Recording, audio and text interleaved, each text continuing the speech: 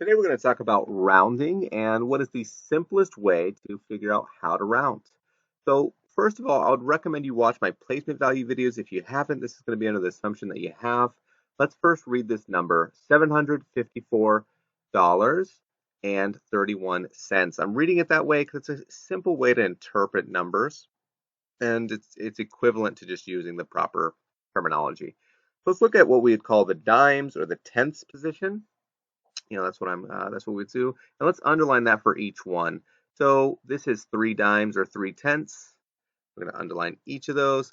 This is 2 dimes or 2 tenths and 1 tenth. So tenth and dimes are the same thing, um, depending on the terminology you'd like to use. And now we're going to round each one of these.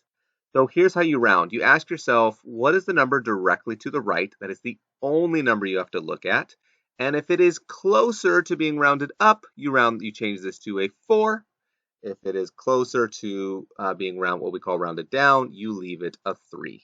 So how do we decide if it's closer? Well, if it takes 10 pennies to make a dime, and we only have 1 penny, we're pretty far away from making another dime. So in this case, we actually round down. So the answer is 754.3. So we leave it the same. Next one is we have 2 dimes and 2 pennies. So should we round up or down?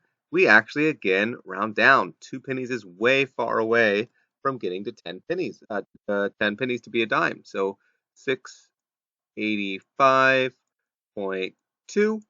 $436.18. We have 1 dime and 8 pennies. Well, 8 pennies is actually almost another dime. So yeah, it'd probably be better to say I have about 2 dimes. And that is your answer. You're right. 436.2. Let's do one more example. This time we're going to round to the hundredths position. I'll underline it in green. So there's $700 bills, $600 bills, and $400 bills. And we only look to the number on the right when it comes to rounding. So we're going to look at these 5 tens.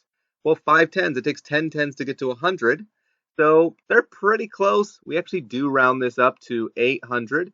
So what is the rule? Like, how do I decide, what is close and not close? Well, it's actually super, super easy. Hardly an inconvenience. If it's 5 or more, you just round up and then make everything else 0. So you round up to the digit requested and then make everything else zeros. And if it's 4 or less, you round down. So 5 up, you round up. 4 or less, you round down. Let's do this next one. $685.22. Oh, it's 8 tens. So it's pretty close and it's big in the 5 or up category. So we round up. And after you round, everything after that digit becomes zeros.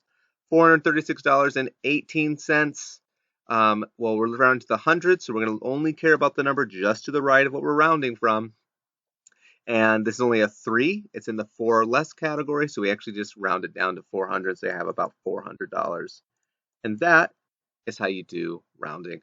Good luck. There's some worksheets and practice problems as well as an extended video with more examples if you need some additional help.